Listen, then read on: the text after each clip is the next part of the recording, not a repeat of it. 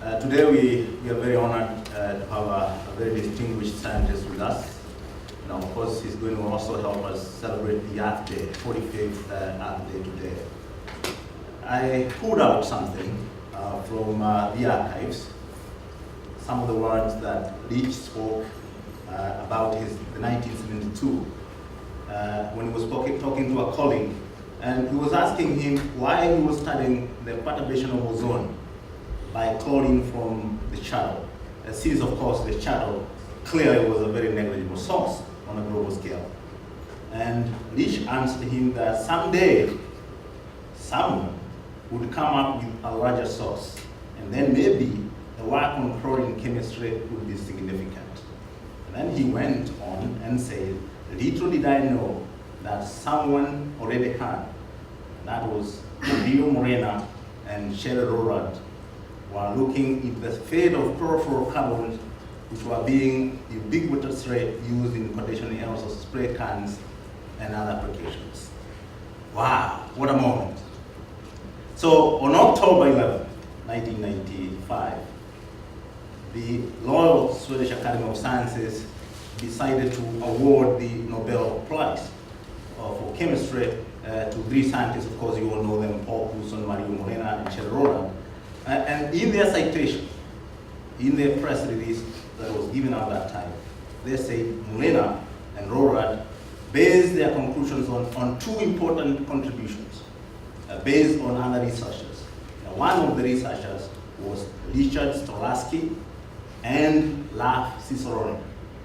They had shown that free chlorine atoms in the atmosphere can decompose ozone catalytically in simple ways, just as nitrogens do.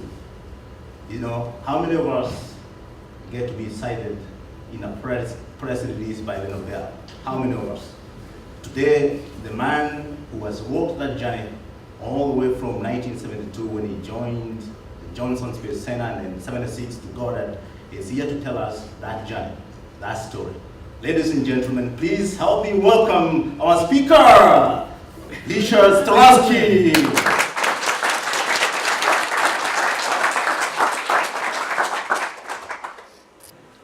Thanks. We'll see what happens now.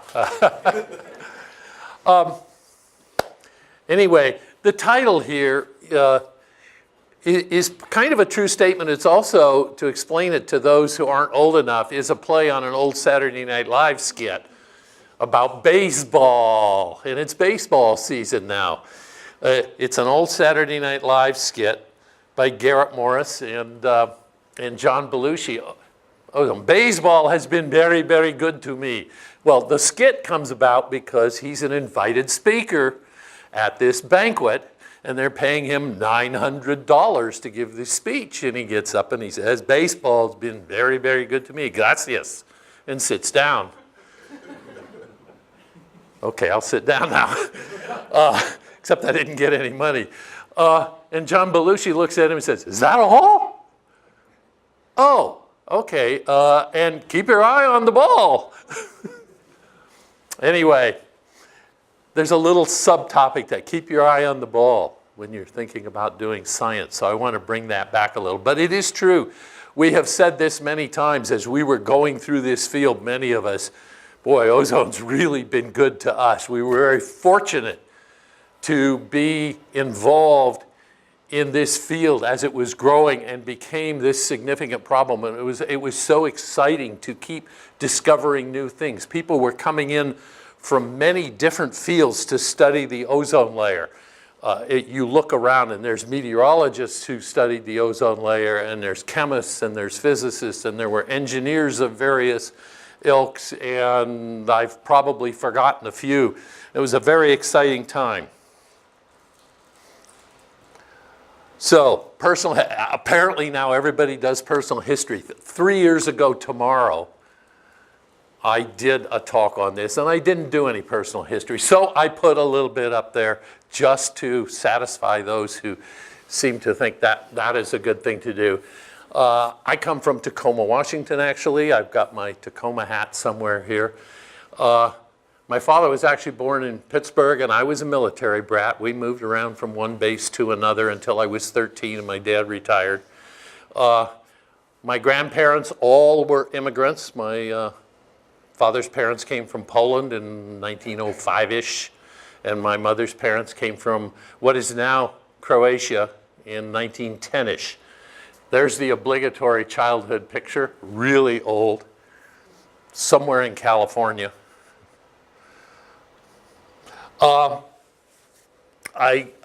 I actually went to school locally. The University of Puget Sound was 3 miles from my home. I lived at home. Pretty boring, actually. I lived at home till I was 21 and went to college at the University of Puget Sound. I got a PhD in physics from the University of Florida. I did penetration of charged particles into the atmosphere. Charlie Jackman is right over there. Worked for the same thesis advisor as did Rich McPeters. And it looks like, you look at those dates, and it looks like I must have been really smart because look how fast I graduated after. It looks like I'm smart. I was a victim of circumstance. My advisor came into a department that had a reputation of not graduating students. And by God, he was going to show them how to get students out of there. And he pretty much, you know, forced me out the door. He cut down the what was to be in my thesis because it was going to be finished. He didn't, like some advisors do. I see some amazed faces there. Keep adding and adding. You need to do more. You need to do more. He was going to show them. So it looks like I was really smart. I was very fortunate when I went to the University of Michigan and worked for a guy named Andy Nagy to be able to kind of finish the original thesis problem in about 1.5 years, and that he treated very, very nicely, you know, paid me as a postdoc while I was essentially finishing being a student. I took a position in 1974 at the Manned Space Center. There's probably not many people here who even know there was a Manned Space Center in Houston, Texas, which was named later in '74, the Johnson Space Center. That's a really interesting introduction to NASA. Those of you who've spent your entire time here at Goddard haven't seen the real NASA, or have only seen little hints of it here and there. It was about manned space flight, putting astronauts up there and astronaut training, and you know, my friends I hung around with were astronaut trainers or various kinds of manager type people who did the, and I was part of something called the Environmental Effects Project Office. That project office's goal, it was part of the shuttle program office, and it also had some managerial connection to the science directorate. And it was, its goal was to write, oh, that's right, I've got a clicker here, don't I? Its goal was to write the environmental impact statement for the space shuttle.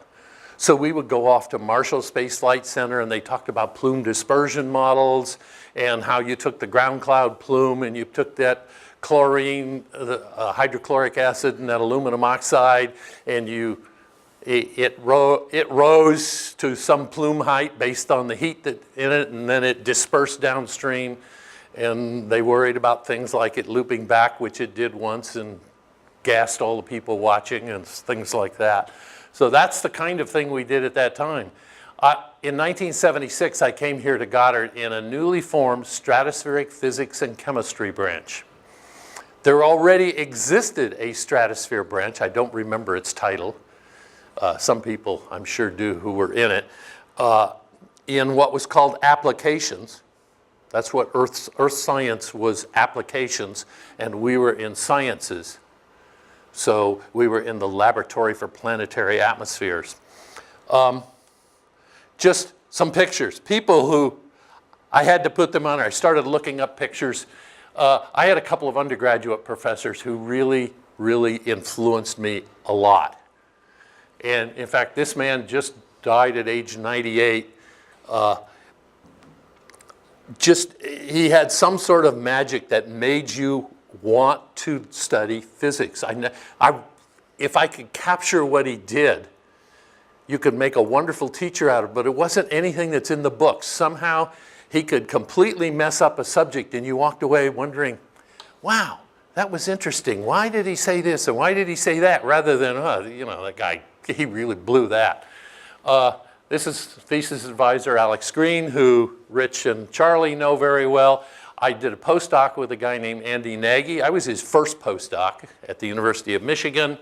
And there's Bob Hudson, who was the head of the Environmental Effects Project Office at Houston. And he and I came at the same time in 1976 here to Goddard. He came to form the Stratospheric Physics and Chemistry branch. And it was this man, Nelson Spencer, who was the laboratory head. And I cannot get my head around now. Branches are laboratories and divisions are, I don't know. I can't get my head around the way they name things anymore. But the division was the thing above the lowest level of management. And he saw this, this was a thermosphere, the Laboratory for Planetary Atmospheres. The atmosphere started at about 110 kilometers, where you could put a satellite and you could do in situ satellite measurements. And he saw the stuff going on in the Climatic Impact Assessment Program, which Mike Carrillo and I were just talking about a little while ago. But he looked at that and he thought, you know, that's going to be the future. And I think he was right at that time. And he held a workshop and then he formed a branch. And Bob and I were both hired. And a number of people were moved into that branch. I don't know how many of them were moved in willingly or unwillingly at the time.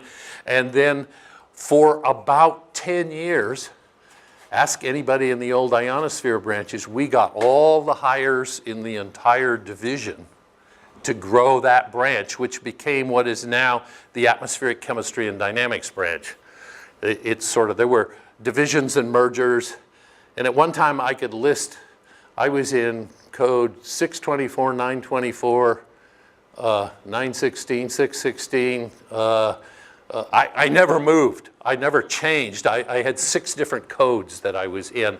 3 of them started with 6 and 3 of them started with 9. And anyway, a lot of the people, one of the reasons I've been successful is all of these people. And actually, when I went on the Goddard website and I looked up Steve Pawson's photo, this is what came up, along with a whole bunch of other people, if anybody wants to, you know, go and make things nicer. So this, I found another Steve Pawson, but this is the Steve Pawson photo, or it could stand for several other people. And there's plenty of other people here.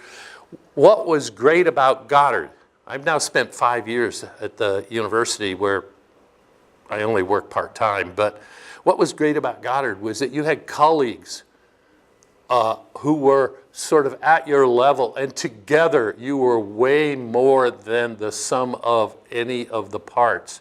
And especially when we had this flagship problem, you know, the whole ozone issue. Even when people were diverging and going to different directions, they always seemed to come together. It seems harder right now that there seem to be a lot of diverse problems and you don't see quite the same level of natural comes together. But you have colleagues around here who make you, when left on my own, I write mediocre to poor papers. When I'm collectively with other people, I felt like my strengths could be applied to it and my weaknesses were overcome by all the people who worked with me. Anyway, to go back to the story that was started. How did we get involved in chlorine chemistry in the atmosphere? I was a postdoc at the University of Michigan. My office mate was Ralph Cicerone. There was something called the Climatic Impact Assessment Program, which was directed at supersonic transport and the possibility that the NOx from supersonic transports might affect ozone. And it was a program that was something like $22 million over 3 years in 1971 dollars, which is a lot of money today if you work it out. And it's the whole it's the foundation of how the stratospheric field developed, but it was also the flagship. We saw that we're working on the ionosphere and we saw these meetings going on. the first couple and didn't go to them. And we saw them going on and kind of, wow, I'd like to get in that field. How can I get into that field? What do you have to do? And we had a colleague, Don Stedman, who became famous for his measurements in tailpipes of cars on the freeway and figuring out that a few cars were causing more pollution than most of the rest of them. But Don studied chlorine chemistry as a student in Reading in the UK. And this is a statement from Don, 1972. This is before any of this stuff about chlorine came out and all that. Chlorine destroys ozone. Everybody knows that. Everybody knows it because they've been studying it in the lab. The first lab experiments are published in 1913.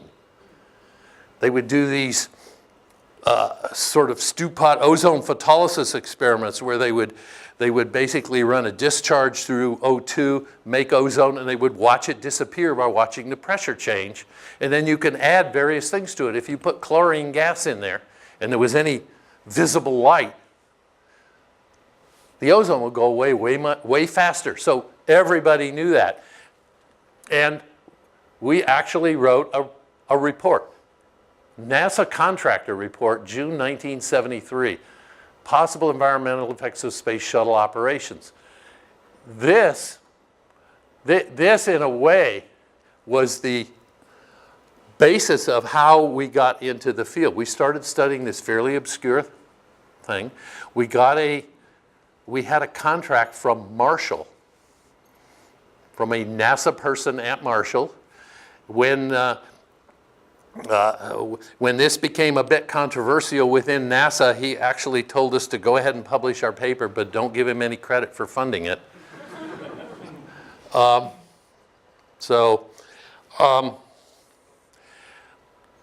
Anyway, so we were, again, this is again a matter of luck and having the right colleagues around you who have the right information and the luck to hit the right problem. So it's already been referred to, but the importance of CFCs came about from these two. This is a very young photo, postdoc Mario Molina and Sherry Rowland. And they wrote this paper in 1974 about the stratospheric sink for chlorofluoromethanes. Basically, Sherry Rowland had a contract from the Department of Energy, and he was trying to figure out where these things went. They're accumulating in the stratosphere. I always like to point out that you can win a Nobel Prize and still not be a very good proofreader.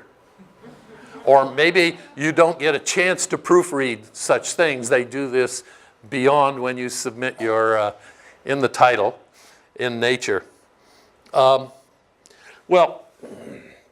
they came up with this, and we'd been looking into chlorine before that. The information was out there the whole time for people like us to put it together. Specific things. Jim Lovelock wrote a paper in Nature in 1973, and he was measuring carbon tat, fluorocarbons, and things like that on ship cruises as a function of latitude. And Jim Walker actually wrote a letter. We wrote letters back then. It wasn't really a letter. My recollection is it was an envelope with one page of this paper right there, folded in three, and scrawled across it was, "What about carbon tat?" Now, Ralph Cicerone remembers it slightly differently, and he has a photographic memory. This tells you something about people's recollection of history. They'd be a little bit different. But the essence of it is the same. It was laid out. What about carbon tat? Keep your eye on the ball. I missed it. The ball went by and struck out.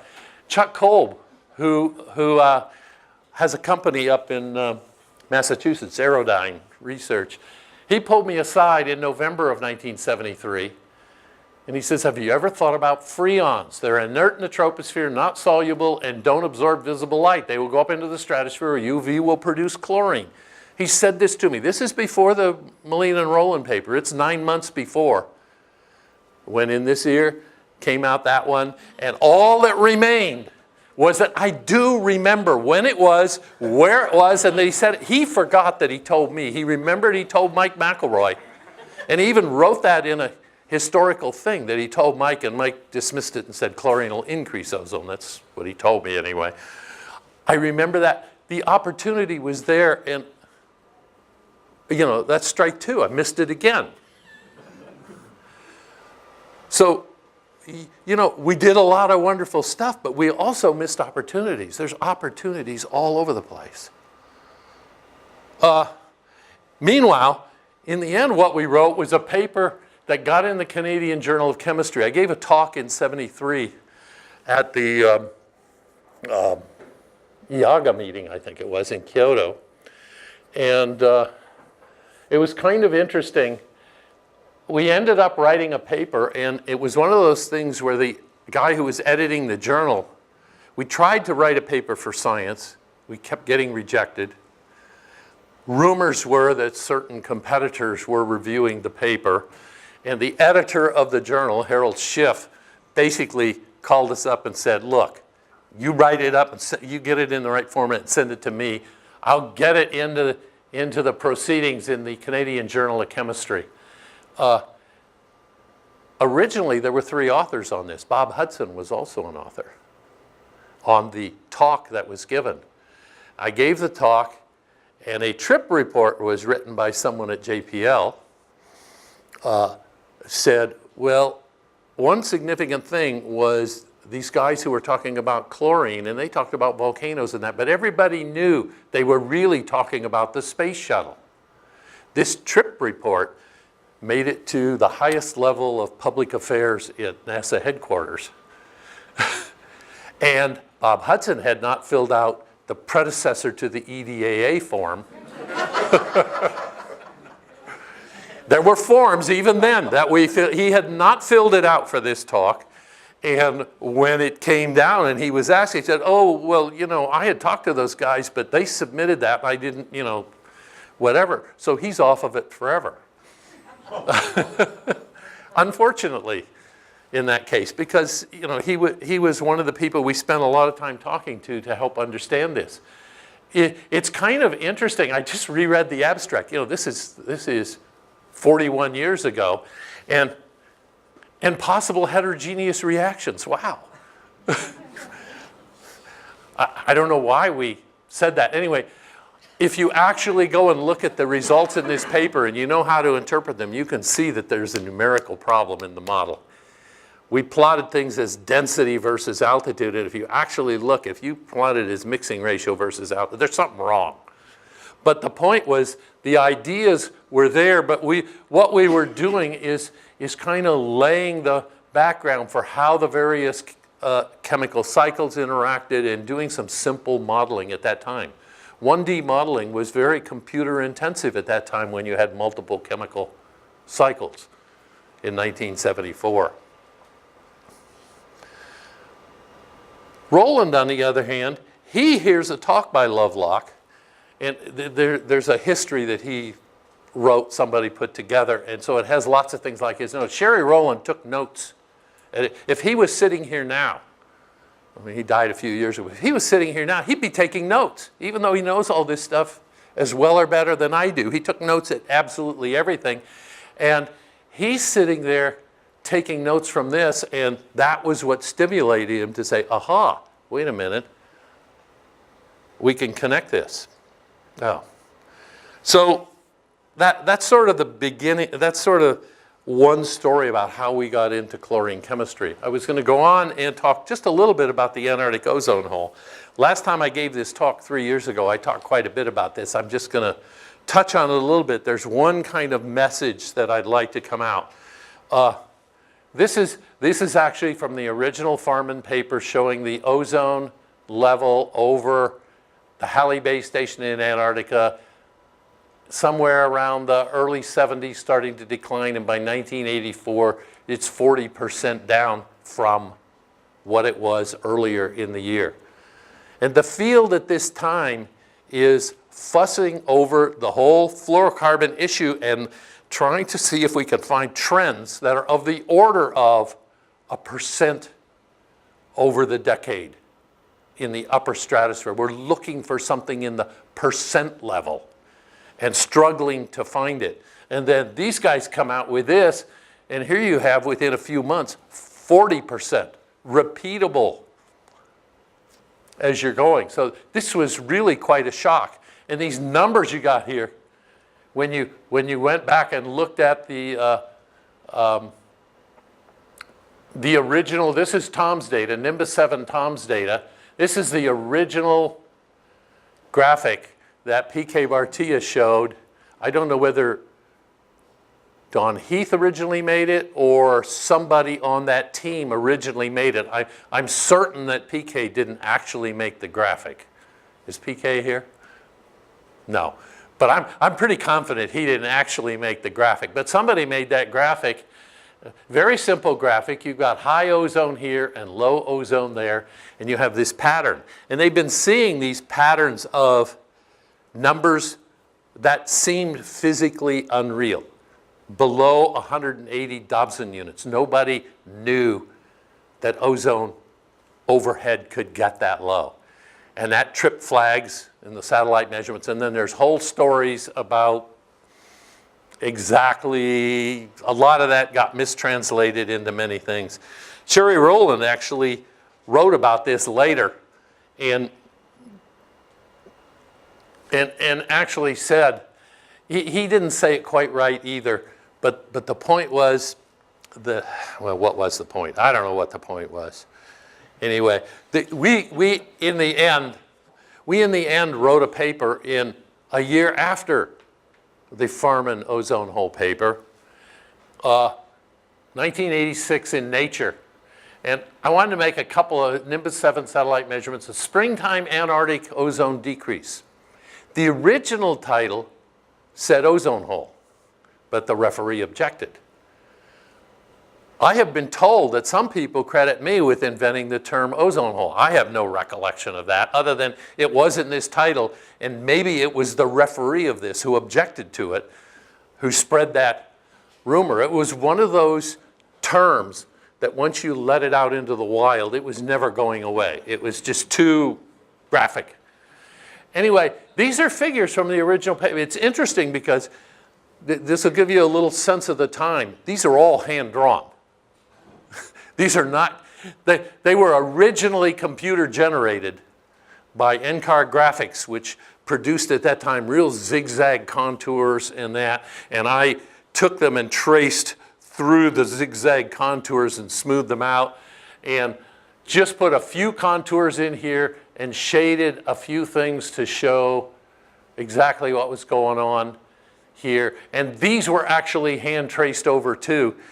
And you can put them on paper and you can do like the old comic books, you know, and you could make them move by flipping them as you go. And each one of these was meant to illustrate a purpose, illustrate a specific item about this, that you could see the development over time from 1979 to 1985, that if you went on a sequence of days within a year, you could see this rotation of the vortex and taking with it the ozone, that this was rotating with the vortex, and that the station at Halley Bay, which is these are the overpass, these dots are the overpasses of Halley Bay. This is the minimum in that zonal mean, and this is the maximum.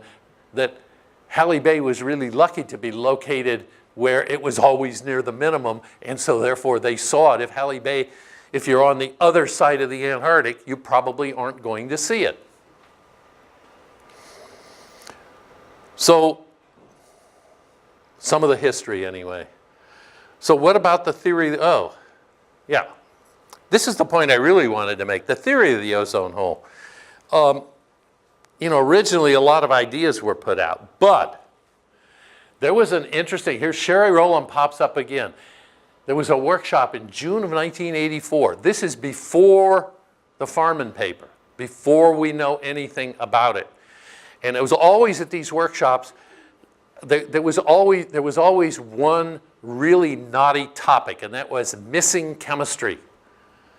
You know, a lot of the early chemistry was done in so-called stew pot experiments where you modeled complex things, and then the chemists learned how to isolate, atom by atom or molecule by molecule and actually measure individual reaction rates. Here's the reaction rate for O plus ClO. Here's ClO plus NO2 plus a third body. Here's O plus NO2, etc. And then you put these together in a model.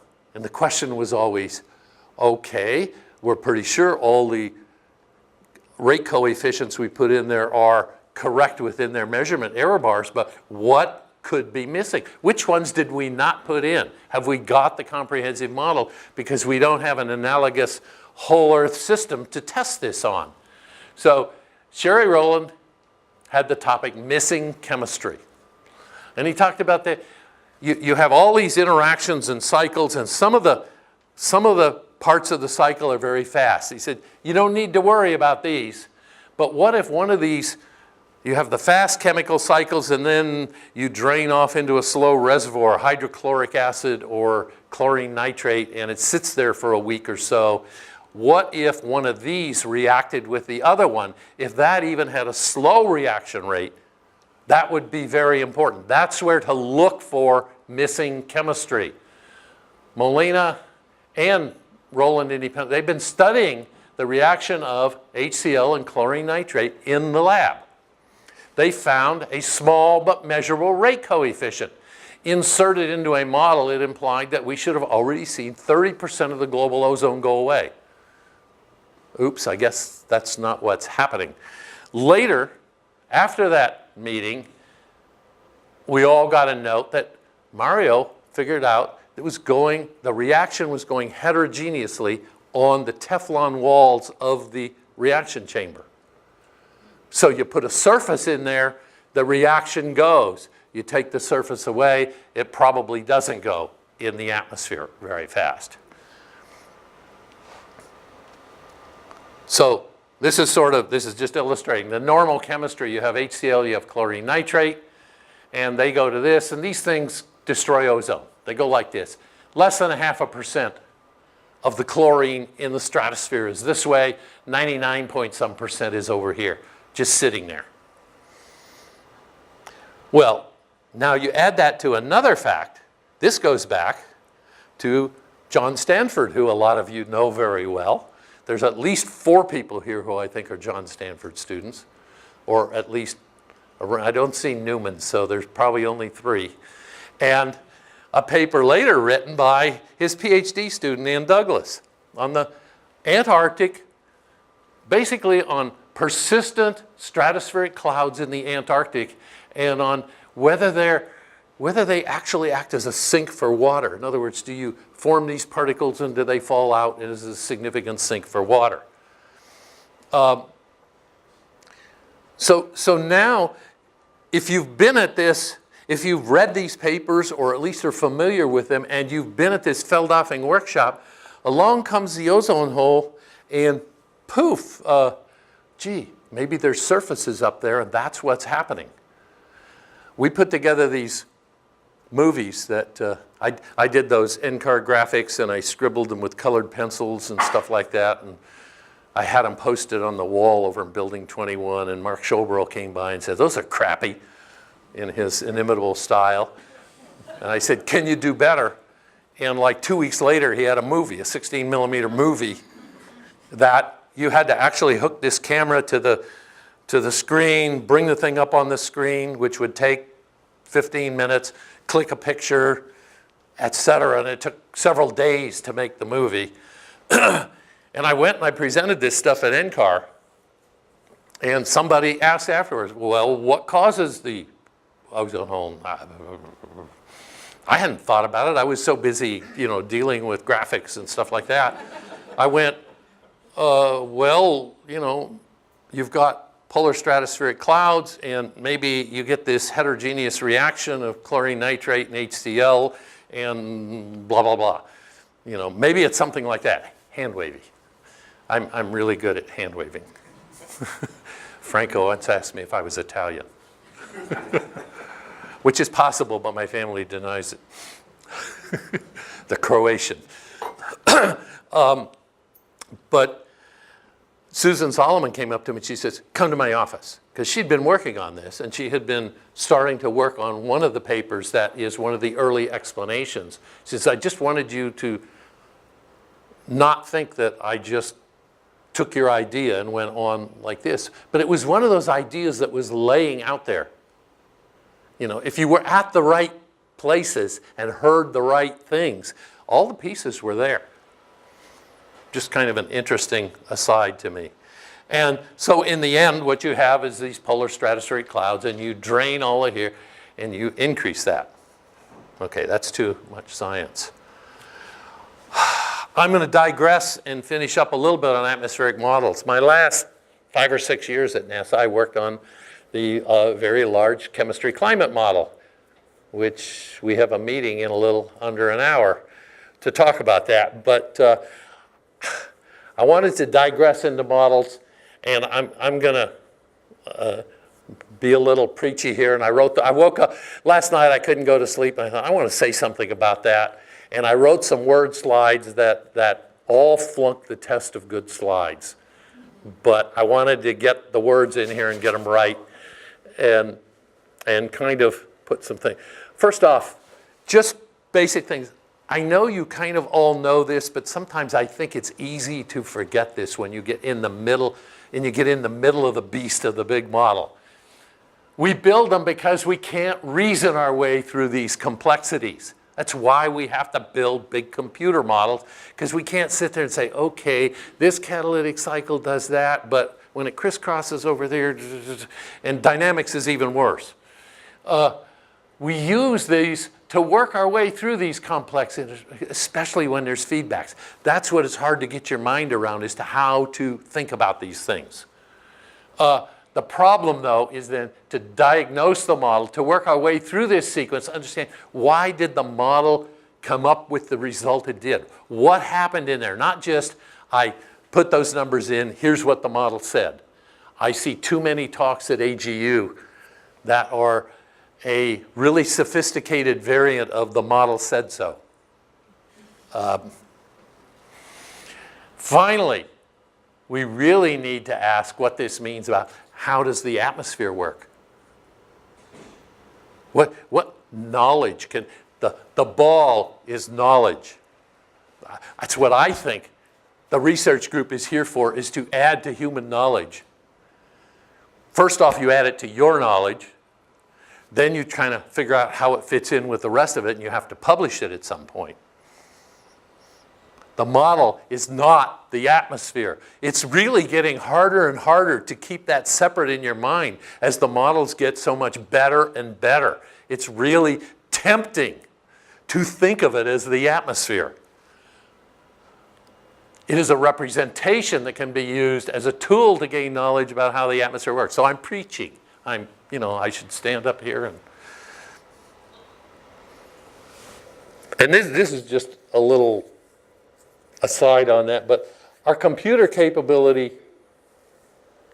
has increased. I mean, the first model I worked on had 8 levels of a 1D model with a very simplified chemistry on it. It ran on a Wang calculator. It used to take 20 minutes for it to run to a simple steady state. This is when I was in Houston in the Environmental Effects Project office, and I worked with a guy named Bob Rundle, and he and I, we would set up a problem we were going to run. We want to know what happens if you do X. And we'd set it up, and you'd hand it to the calculator, you'd feed it in, and you had 20 minutes now to figure out, what do you think the answer is going to be? And we used to, we're going over for coffee afterwards, and whoever paid was the loser. You bet on it for going to coffee afterwards, and you sat there and furiously tried to figure out what you thought the answer was going to be. I found this an extremely valuable exercise. When I run a model run where I don't have any idea what the answer is going to be, whatever comes out, I can probably think of a reason why that's correct. And quite often it's not correct. It's a mistake that I've made. And when I have presupposed what I think the answer will be, I'm very much more introspective about my thoughts about that. So I just really that was really important for me. You know, computers were pretty new to us. You know, the Wang calculator was, wow. You didn't have to get your card deck and walk over to the computer center and hand it to them and come back 2 days later and they hand you back the card deck and it's obviously been on the floor and stepped on. And I see some heads shaking. Yes, they've experienced this. Or the student I had who went to NCAR and he watched the operator take his 1500 card deck. You know, they go like this and they go like this and they go over to the card reader and it goes shoo. Of course you had that sequence, didn't you? Well, he didn't. This is a bit of my rant here. This is a problem that just, it bugs me a little bit. And I don't know what the answer is, but as our computer capability increases, we seem to tend to expand the complexity of the model. This is the complexity of the model that we still don't completely understand the inner workings of the previous level of complexity.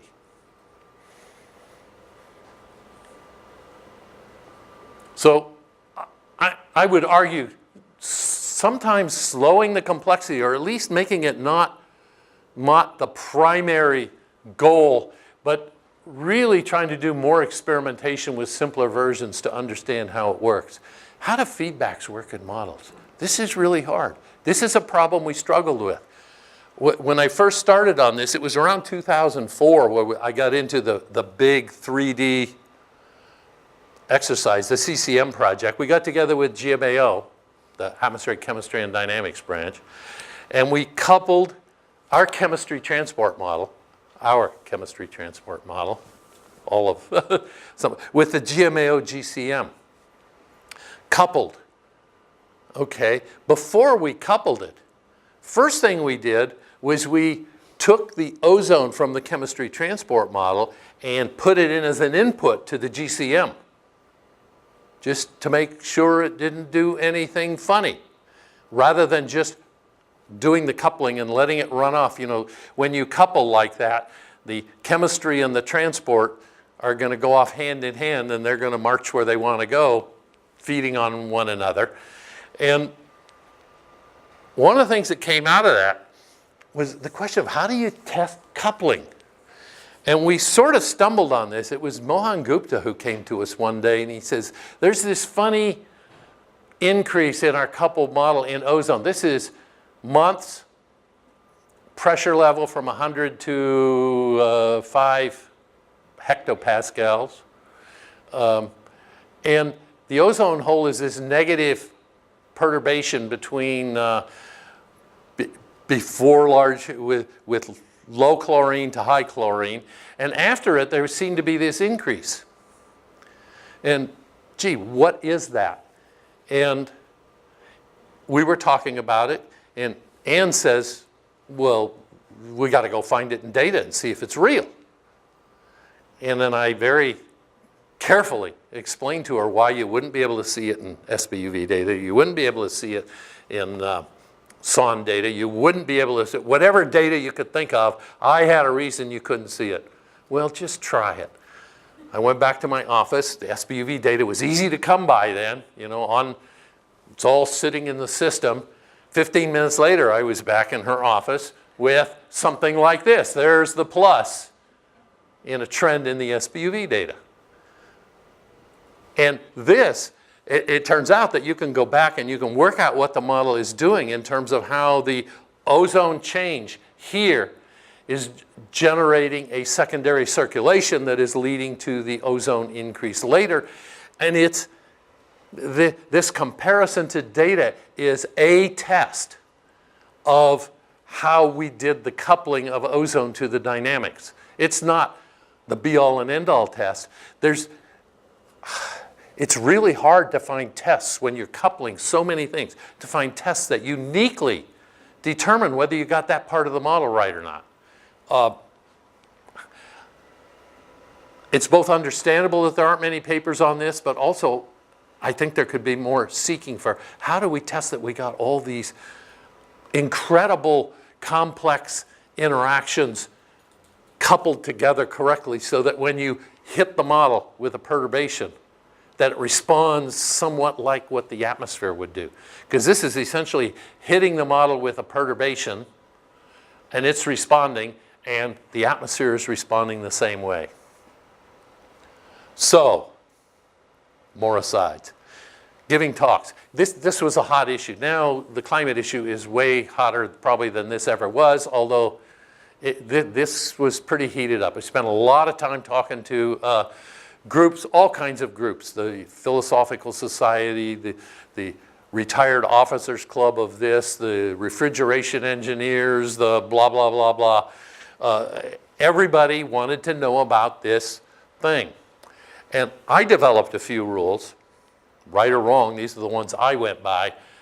You're an expert on the science. Separate the science from any opinions you have on what should be done by society. When I was asked, what should we do about this?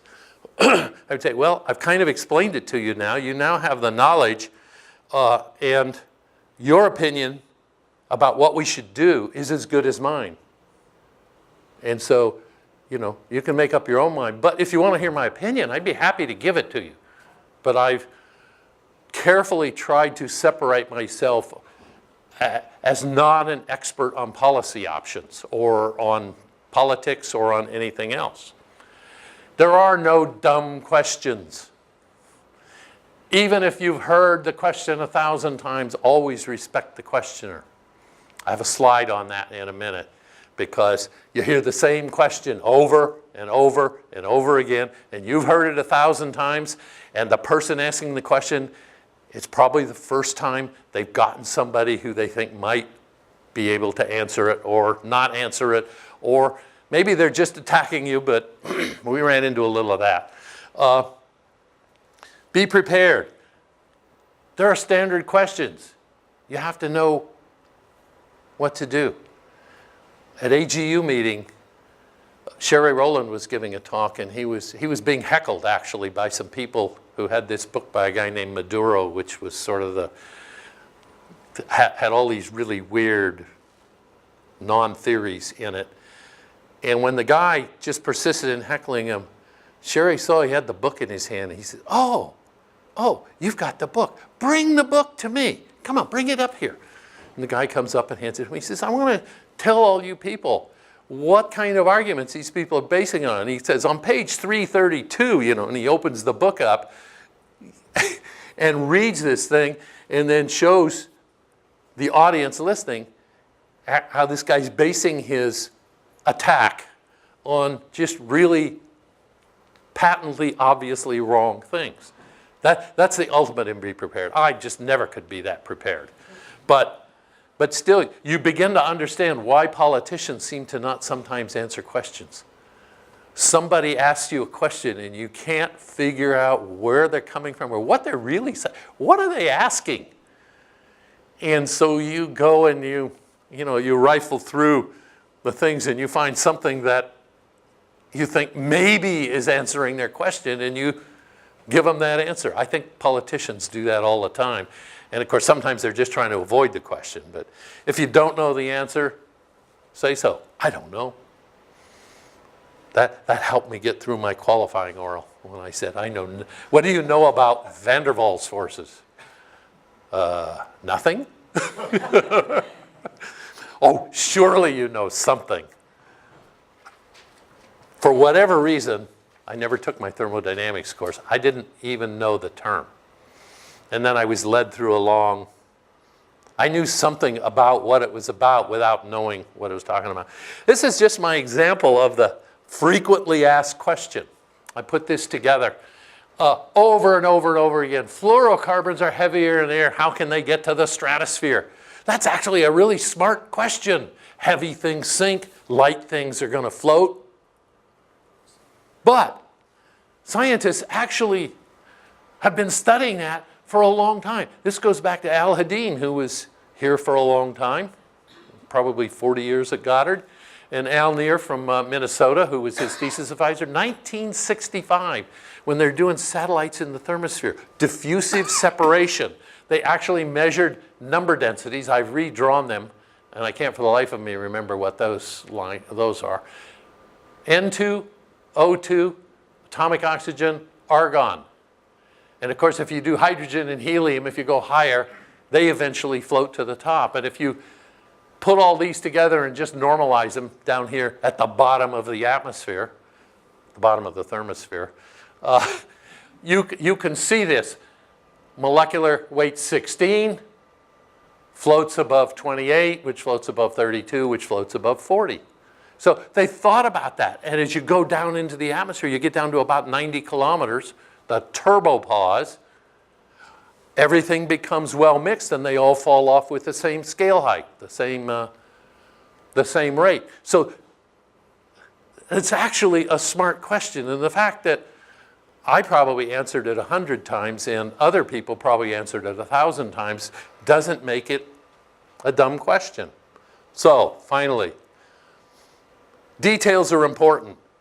But if you don't try to step back and see the big picture, I've always been a big picture person. It's probably because I'm lazy and I don't want to work all the details out. It's how I got through school, was trying to figure out the big picture so I could work it out and not have to study as hard as some of the other people. Opportunities abound. I showed you some of those. Will you recognize them? Will you follow up on them? Or will you just let them drift on by? And ideas are cheap. Selection of good ones and follow through is what counts. Remember, keep your eye on the ball, and that's the ball. And by the way, it's a great day in Washington sports today because everybody won, and the whole front page of the post-sports section was Caps win, Wizards win, Nats win. 2 of those in overtime. So anyway, that's all I have to say. Thank you.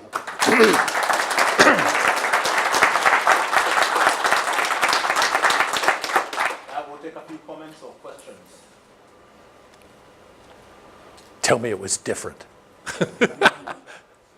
Well, you were saying whether or not we wanted your opinion on something, but I saw a presentation on YouTube by somebody that said regarding climate change. And yeah. It's either real or it's not real. You have a choice of doing something or not of doing nothing. What's the impact of those 4 options? Yeah. Real, unreal. And there's very little impact if it's not real and you do something. But if it is real and you don't do anything, the impact is... The argument, right or wrong, is that it will have a economic impact, but I'm not an expert on it. That's the argument I've seen. The ozone issue was framed a lot in terms of the precautionary principle, because the Montreal Protocol was actually originally signed in 1987, very shortly after the discovery and explanation of the ozone hole. If you read Richard Benedict's book called Ozone Diplomacy, which is very interesting, by the way, he was the prime negotiator for the US in the Montreal Protocol talks. And they talk about trying not to use the ozone hole to influence the Montreal Protocol. We all know that all the ozone hole pictures and all the press certainly influenced the countries in deciding whether they're going to sign on to this or whatever, but they tried not to use that as the hammer to do it, even though you had this very obvious effect. You know, real and not real. There's so many people. I have so many friends who are not scientists who you have to struggle to get across the concept to them that science isn't black and white. It's this or it's that. It's all shades of gray. They don't know the two-handed scientists. On the one hand, well, on the other hand, and scientists can never completely focus in on this is the answer. When they do, they sometimes have trouble. But they talked a lot about the precautionary principle. If this is really as bad as we say it is, you know, there is a process by which we can remove this threat.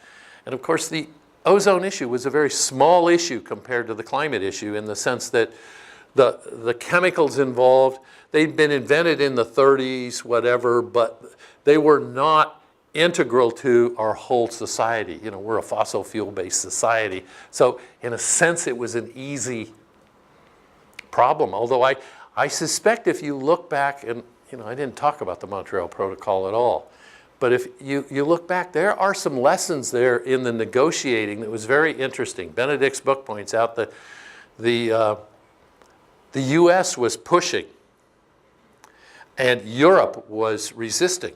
And it had to do with the interactions with the chemical companies and perceived, I can't follow all of it. But there's, I highly recommend the book. It's called Ozone Diplomacy. Richard something Benedict with an ICK at the end. It's about policy things and what went on. He was an ambassador level person. He had been an ambassador in, God, I don't know how many different countries. I know he was in Greece at one time. He was in Iran at one time. He wrote a book on Iran, I believe. Anyway, he was a very interesting character and wrote down his recollections of what went on. Mostly during the Reagan presidency and how he was sent off where Reagan had decided, yes, we're going to back something or other, but you can't tell them. We're going to do something, but you can't tell them that. The decision was made, but you're not allowed to. There's just lots of interesting stuff. Anyway, Charles. Are you still working on ozone now? Are you writing a book? Are you likely to write a book of this story? I first sat down in 1975 with this guy, Bob Rundle, and we decided we were going to write a book on stratospheric ozone in 1975. We got all the books out of the library, which is a stack only about that high, decided we didn't know enough dynamics to write it. Later, Ann Douglas and I did a course over at the University of Maryland. We were going to maybe write that up as a textbook type thing. On sabbatical, I did Shaw Lu's class at Georgia Tech. I wrote up a lot of notes. I did a class last year at Johns Hopkins. I've got notes, and I've just got to scramble, and yeah, it still sits there, but it ain't getting done right now. I am still working on ozone issues. We've been doing, not really on the policy issues, and I'm fiddling right now with the idea of how does ozone vary as oxygen increases in paleo atmospheres. And there's a period 90 million years ago in the Cretaceous where they say oxygen was up to 30% rather than 21%. What impact does that have? And so I've been trying to modify Charlie Jackman's 2D model, which I have successfully modified it, and I've gotten some early results that are a bit weird, and so I wonder how well I really modified it. I haven't done that analysis phase yet to go back and say, why did the model do that? I literally increased the O2 in the model and ozone went down. And I decreased the O2 in the model and ozone went up. I've seen this. There is an argument in 1D models in the old literature. I've seen this. But so I'm in that stage of playing with this with sort of esoteric problems like that. We've done a couple of things recently on seasonal cycles of ozone in the tropics and how they may be indicators of the circulation. Because as you speed up the circulation, you bring up ozone poor air. And we just published a paper on this trying to say, can we use this in some way as a basis for trying to see if it's a marker of whether the circulation is really speeding up the way the models all say that as you increase CO2, the residual circulation of the stratosphere should speed up. So we're playing with things around the edges, but it's no longer the chemistry policy driven whatever. That, that's for the assessors. So we're out of time with that. Next time, okay. one more time.